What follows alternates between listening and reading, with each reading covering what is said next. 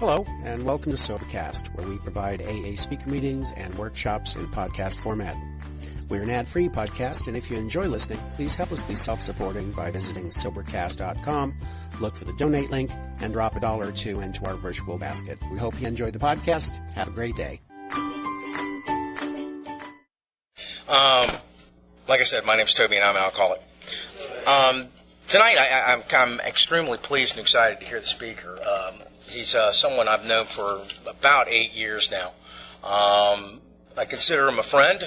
We've talked back and forth, both me talking with him and him talking with me.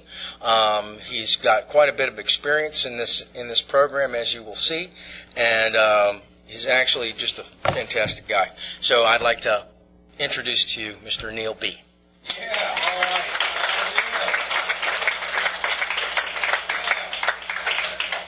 Thank you, Toby. I'm a recovered alcoholic. Name's Neil. Start off say I have a sponsor. Sponsor others. I'm available to sponsor. Have a home group, Monday Night Madness at 3333 at 7:30. It's a great meeting. Love it. Start off qualifying myself a little bit here. I was born in Orlando, Florida, to a loving family. Drinking was definitely accepted in my family. They are definitely like to party. Let's just say. Getting a little nervous here. Forgive me. I always get the jitters when I stand up here and see everybody's face. The drinking was. I just remember growing up and like seeing my parents always going out, and like we would go to the beach and they would hang out with people, friends and stuff and family, and they were always drinking, and like I was thinking to myself, like that's gonna be me. They just like they're having so much fun, and like that was my life, that's why I looked forward to that,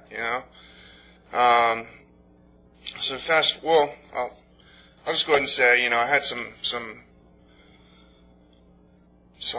I don't even know how to, just wouldn't wish it on anybody, stuff that happened to me when I was a kid, I was molested as a child. I don't know exactly how old I was, old enough that I was climbing trees. Let's just say I was hanging out in the trees then. And I walked in on I found my sister when she attempted suicide at a really young age. And I'll say this, I say that because, I used to think that was always what was wrong with me. Those things really screwed me up, and that's what made me an alcoholic. And come to find out later on, that's not what made me an alcoholic. I'll explain that later, but I will say that, sure, I probably, drank over those things, and tried to drown that stuff, but, at some point in my life I crossed the line, where it had nothing to do with any of that, So let me, let's go ahead and, I'm probably going to bounce back and forth, but I took my first drink, I was about 13, well, I was actually younger than that. I remember riding with my dad, and I was young, I don't even know how old I was, but he gave me a sip of his beer, and I thought it was disgusting, and he gave me some of his Red Men chew. And I thought that tasted like raisins. I actually liked that more than the beer. But I know, right? But my first experience getting drunk, I think I was somewhere around 13 or 14, and be honest with you, it was fun. I got drunk, but I hear people talk about like, oh, they saw the light, and that just wasn't my experience. I enjoyed it. I wanted to do it again, but it wasn't until a little bit later on that I experienced something in a alcohol in a pill form. I'll just say, and it really wasn't that much long after. I will say that it wasn't shortly after I drank, I found out, my dad was smoking pot and stuff, and I was like, I was a dare kid. I don't know if you guys remember any of that, but, I was like, when I found out my dad was smoking pot, I thought my life was going to end. You know what I mean? Like, I just thought it was, like, the worst thing ever, and then I think, like, 3 days later I was stealing it from him. So fast forward, the alcohol in the pill form literally is exactly what I said. I don't know if it was similar to a Xanax, I'll just say, and it's like drinking like 6 beers, like that, and I remember that night, that was when I had that experience of like, holy cow, this is what I'm going to do the rest of my life. I don't want to do anything else, like this is awesome. Not a care in the world, and I was getting in all kinds of trouble and I just did not care. You know what I mean? I was just having a blast, and I didn't, I guess, we talk about, being in the moment and stuff, and that, that experience, I could actually say that, I was able to experience living in the moment at that moment, if that made any sense. But, so I'll go ahead and speed up. That stuff started to take almost immediately, everything, drinking and smoking pot and just doing all kinds of crazy stuff started to take a really large part of my life. My grades started to drop, and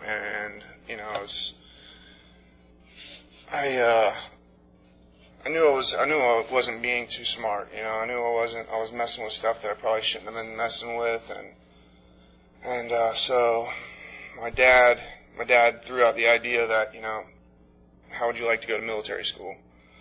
And I was like, sure, why not? So I moved to Melbourne and went to military school there, and did awesome.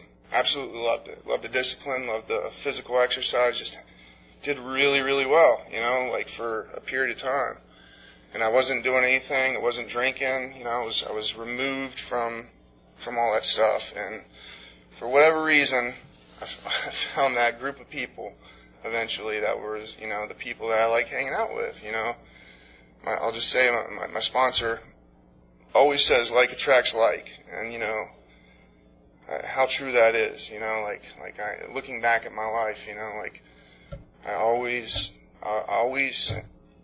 seemed to find that group of people, it didn't matter where I was, I always seemed to steer off to that group of people, and it was always, wrong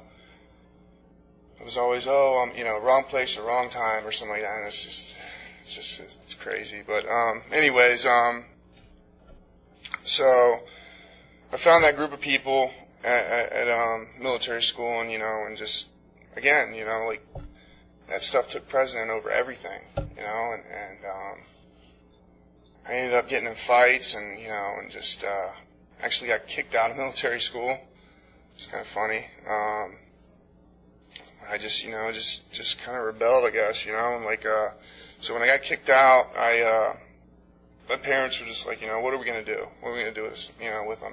He's like, I was completely out of control, basically, just kind of defiant of, and it was everybody else's fault. It was my parents' fault, it was never had anything to do with, with me. And, so, they shipped me off to my family up in Kentucky, and I lived up there for a while. And, everything was good. Once I was moved away from that, I did well. Still drinking occasionally. Moved back, because Neil was okay. Neil's doing good, and I moved back, and it's right back. Once I got back, I was back again, hanging out with the same crew and doing the same thing. And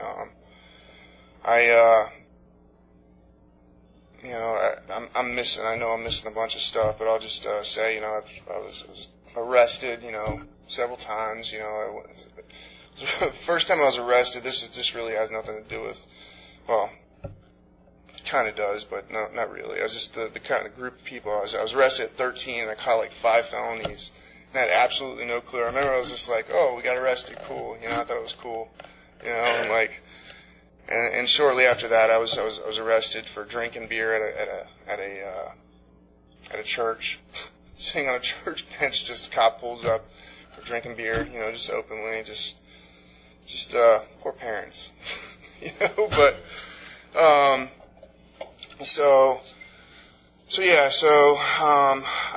I moved back and you know, just got, you know, when I was in military school, I was hanging out with a crew that, you know, like to go to like the underground clubs, the rave scene or whatever, so, you know, I was very involved with that, and just, you know, like I was basically, my life consisted of sleeping all day and staying up all night and, you know, and partying. And I was 16, you know, like, and so when I got back, I actually went back to school, and, you know, obviously, you know, school was not that important to me, you know, but at some point or another, you know, I was trying to control stuff, and I was managing to do that, and I ended up, you know, I think it was my senior year, I ended up dropping out of high school with 2 credits left and got my GED, you know. Just stupid stuff, you know, and it was basically just because I wasn't, you know, that lifestyle took, you know, it was more important. It was more important. I just, you know, just had no clue. And so go ahead and speed up a little bit, you know, I started working for my dad.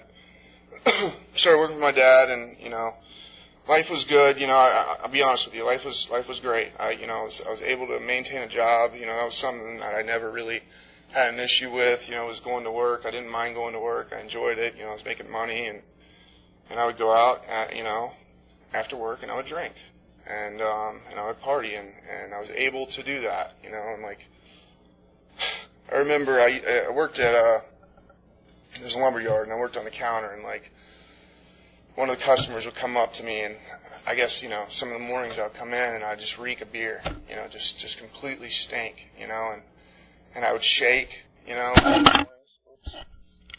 and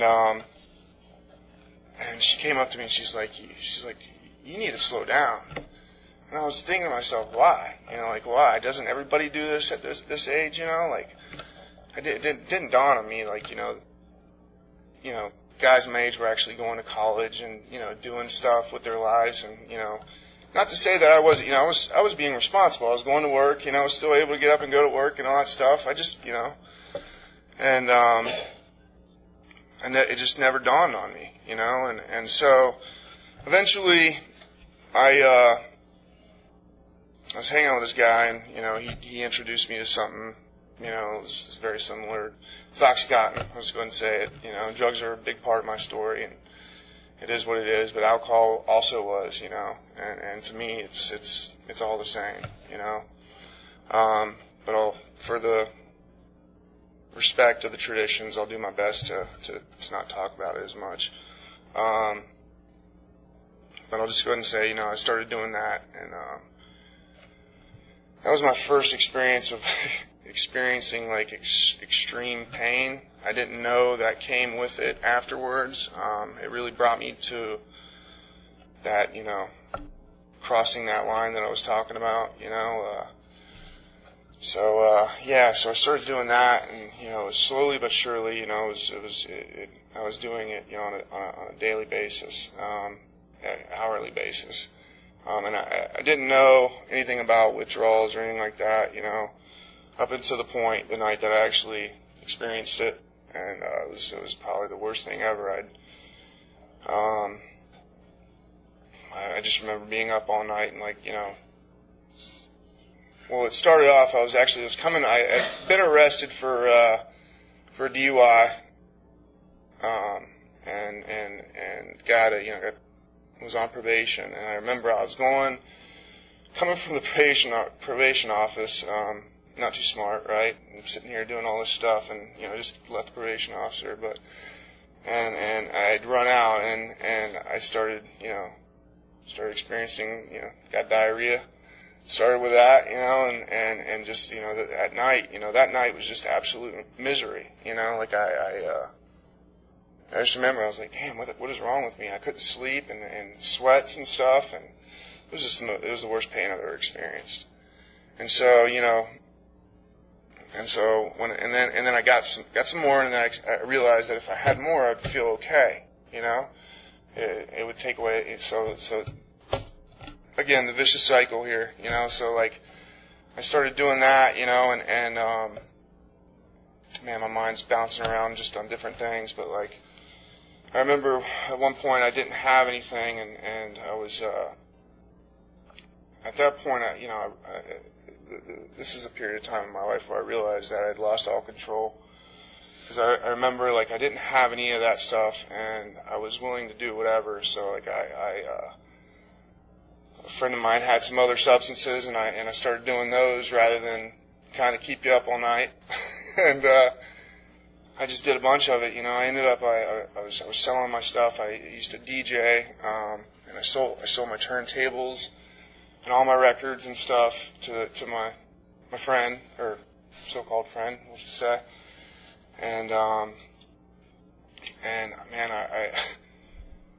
I stayed up, for like 3 or 4 days. And my dad's manager, who's basically like an older brother to me,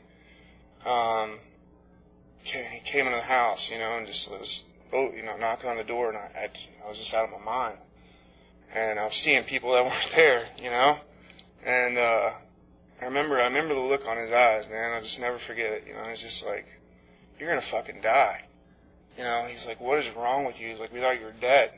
And man, I just, it didn't hit me then. It did now. I'm able to see it now, but at that moment, I just wasn't able to see it. It was just like whatever. So another trip back to Kentucky we'll cure Neil. So I go back to Kentucky, doing the same stuff. Everything's good. I remove myself from all that stuff, go through the withdrawals, and come back, and I think it was like a day or two later, once I'm back in Orlando, I'm right back, I get what I want, and it was crazy. My dad opened up the cigarette pack, just so happened, and it's just like, what's going on, man? He's like, what's wrong with you? And I don't know. I didn't know. I think that's like what it talks about in the big book. It's like, if he's honest with himself, he has no clue why he did it. I'm not good at reciting the big book, but basically, I didn't know why. I didn't have any clue why either. I knew that, like, where it took me and what I was doing, and I was hurting the people around me, and I had absolutely no it didn't make any sense. It made absolutely no sense other than I was crazy. So, he's like, why don't you go to treatment? So he decided, yep, that's a great idea. I'll go to treatment. So I went to treatment, and this was back in 2003 or 2004. And, I went 90 days, and, what was it? 2003, 2004. Okay. So I went there 90 days, and I had absolutely no intention on quitting drinking. Like I said, my family drank, and they drank hard. And I just could not picture my life without alcohol. I just could not picture, like, it was going to be a boring life. Like, no way, I'm not going to do it. I didn't tell them that.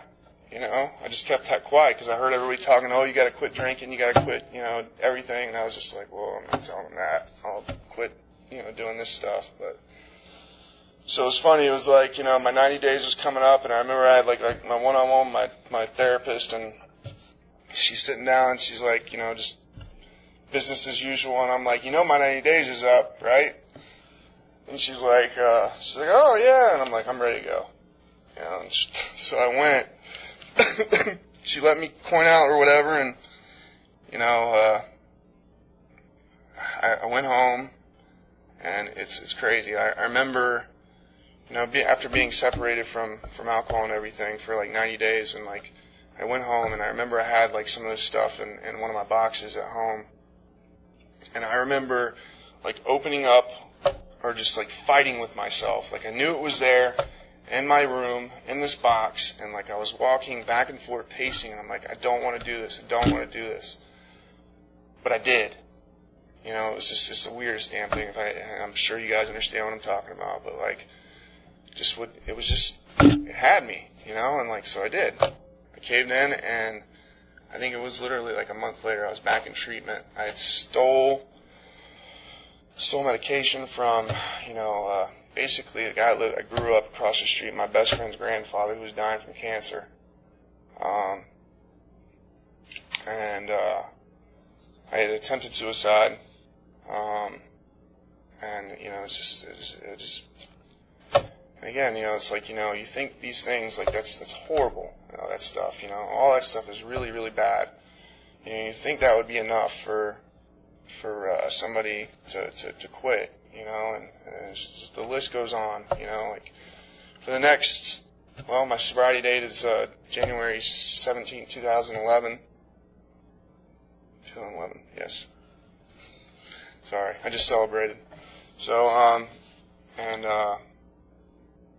so there you go. That's my story, for the next, however many years that is. It's like I would go to treatment. I would do really, really good in treatment, and but I was never willing to accept the stuff that's outlined in the big book of Alcoholics Anonymous. I just wasn't willing to do it. I would always end up, again, like attracts like, I would always end up hanging out with that group of people in treatment that, aren't here today,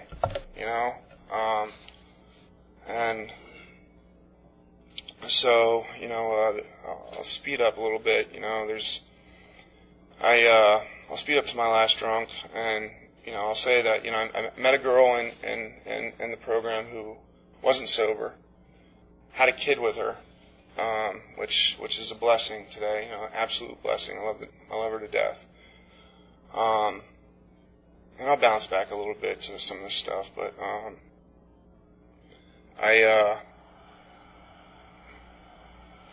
so my last drunk, I got to a point, this past time where it was like, I accepted that I was an alcoholic and a drug addict or whatever, I suffer from this, and I just thought that this wasn't going to work for me, so I was just like, this is what's going to happen. I'm just going to do this, and then this is how it's going to be. I'm going to continue doing what I'm doing because this doesn't work for me. When the truth is that I never really gave this a shot. I never did this program to the best of my ability. So I was on a Suboxone, for a year or whatever, and it's basically, if you guys don't know what it is, it's basically like methadone, pretty much the same thing, but and I thought that if I did that, then I could just do this stuff whenever I want, the other stuff, drink, I could do it, whatever, this would cure me. I could still have fun, and the truth was that it was no fun anymore. It sucked. My life sucked. It did. So I did that for a year, and my last drunk was, I was living at my parents' house, and the last 2 weeks before I got sober, actually probably the last month, I just, shit just got crazy. I was doing stuff that, I thought I'd never do, I was like 50 pounds underweight, so I can totally relate with Bill's story, where he's talking about where he's 50 pounds underweight. I weighed like 145 pounds, I think, when I came in. So I was just doing all kinds of stuff, and finally I was just like, Dad, can I come home? I don't want to be here anymore. It was Tampa was the problem, So I go back home, and I still, I know people back in Orlando. I can go anywhere in this country, and I promise you, if I don't have a solution in my life, I will find one. You know, and so,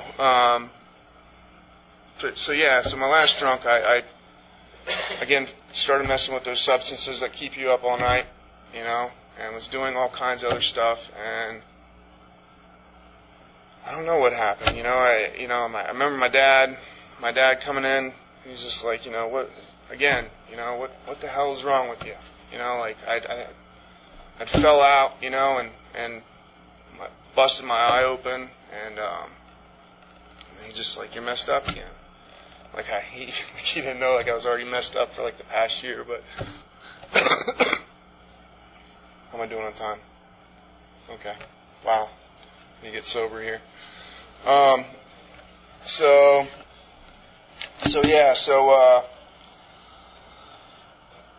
So what I ran out, basically, I ran out that night, and I just, you know, I'm not good at asking for help, you know, or at least I was, and I'm still working on it, you know, I'm better than I was today, but, like, I just didn't want to live anymore. Sorry, jeez.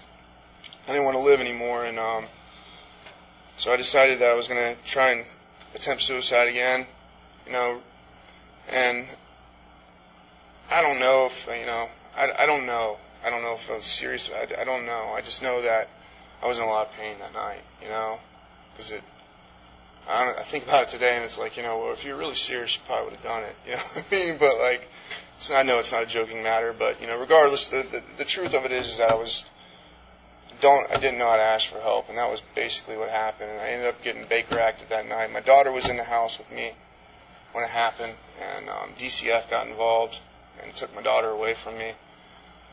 And, you know, I just can relate so much with the big book, you know, when they talk about from one more trip to the sanitarium and the treatments, you know, it's basically the same thing, you know, because that was my life, you know, I was in and out of treatment centers and in and out of, you know, hospitals and detoxes, and, you know, and just I just thought I was it, you know. I hated the person I had become, you know. I didn't like the person I was, you know. I can promise you this, like, you know, and Warren, I don't know if this happened, I'm sure they did, but like when I was in 3rd grade, they asked me like what I wanted to be, you know, when you grow up. And it was like, you know, all the kids were like, oh, doctor, you know, astronaut, whatever.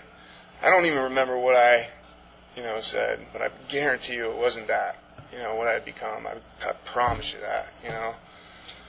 And so yeah, you know, it was like my parents were like, you know, up and we don't know what to do, and, you know, I was just like, you know, try it again, try and get sober again. Ooh, getting choked up, sorry.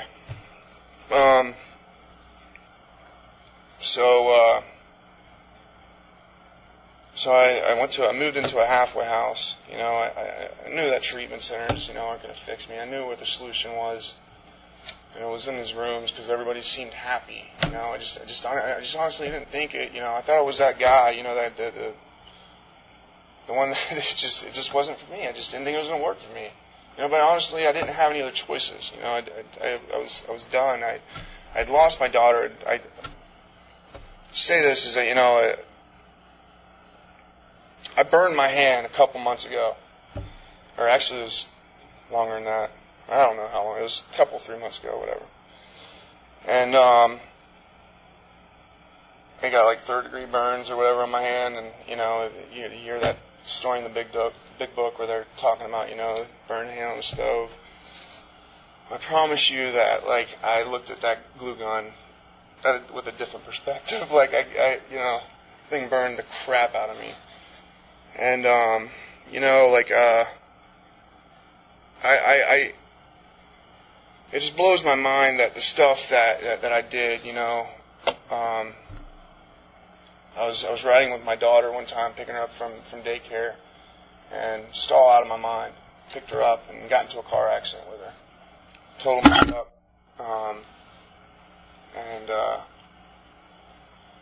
You know, just you know, the attempted suicide with her in the house and stuff like that. You know, and it blows my mind where this stuff took me. You know what I mean? And you know, even going back, you know, with stealing from the guy that, that was my friend's grandfather, who was dying, who did die. He died,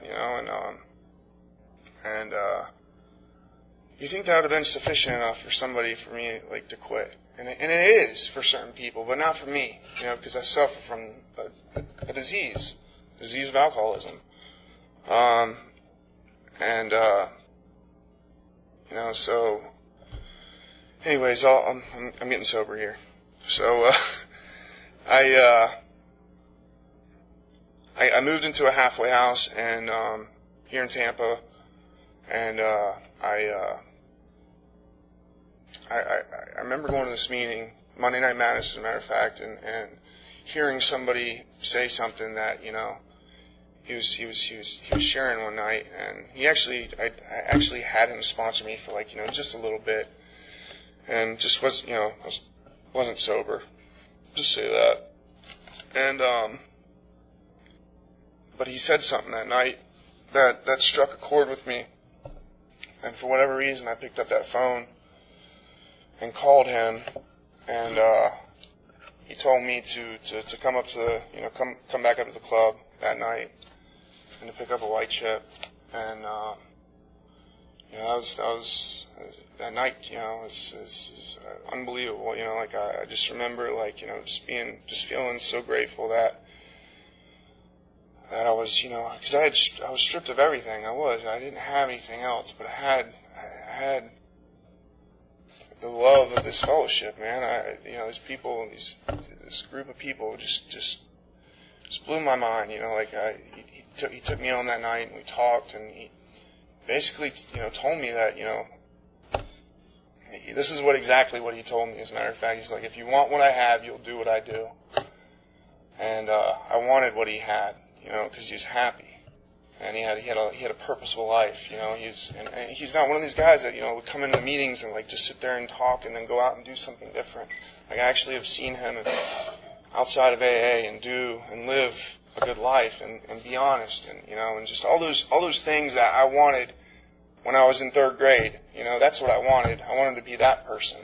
I didn't care about, I just wanted to, I knew where my heart was, and so I did. He had me chairing meetings at 90 days. We went through the big book, paragraph by paragraph, word for word, and he would stop, and I was just like, please, can we get through the steps? He's a talker, by the way. But, I got to experience some stuff with this guy, one of my big issues with, was with, the whole, I never had issues with God. I never really did, other than the fact that I was always focusing on the negative stuff that was going on in religions and all that stuff, and there's a part in the big book where it talks about, how we missed the beauty of the forest, because we focused on some of the ugliness of the trees or whatever, and that was me. I did. I focused on that stuff, and if there was a God out there, he damn sure didn't like me, because look at my life and look how shitty it is. And I was able to talk about this stuff with him and stuff like that, and his significant other also plays a huge part in my, sobriety too. I was at a meeting one night, and she had said something to me, and she had talked about how she struggled with God and all this stuff, and she said something that, I started putting into action right away. It was like, she said she started keeping an open mind about things and started listening to everybody else's spiritual experience and tried to apply it in her life, or just look for those stuff and stuff like that. And so I started doing that, and we went up to, it's going to be crazy. This is crazy. This is completely not me. So, we went up to New York, and we did this, whole spiritual retreat thing, I'll just say, and, it was crazy. It was, I sat and I meditated for, 6 hours that day, and it was just an amazing experience, it was. It was a turning point in my life, I don't know what happened to me up there, but something happened to me, and it changed my perspective on life. It did. And we got to go to Bill Wilson's house and Stepping Stones in New York, and it was just the whole experience. And I don't, something happened to me up there where I fell in love with this program like I've never fallen in love with it before. Started getting involved in service work. I just followed his directions. I just followed everything that he said, because I didn't want to be the person that I was before. And so I'll just tell you what my life's like now. I've been through the steps, and again, I try to give this back as much as possible. I have a God in my life today that that I know is there. I just know without a doubt, and He shows Himself to me on a pretty regular basis. I have this program has given me so much. It just has. I've got an awesome relationship, that I just never thought was possible. I have my daughter back in my life. It's just there's just so much that, if you would have asked me the day that I walked in here, that where I would be right now, I would just be like, no way, no way. I would have sold myself short, big time, if you had asked me. I get to, experiencing things with my girlfriend, praying together and just doing stuff that just is just completely, it's just different for me, and it's awesome, it really is.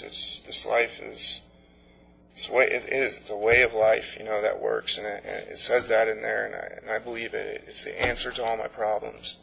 It is. If I'm ever feeling squirrely or whatever, or just something's wrong, I have the solution right there in the big book in the 12 steps. It's just always there. And I just got to put it into action. I just got to follow up with footwork. That's it, So, with that, thanks for having me speak.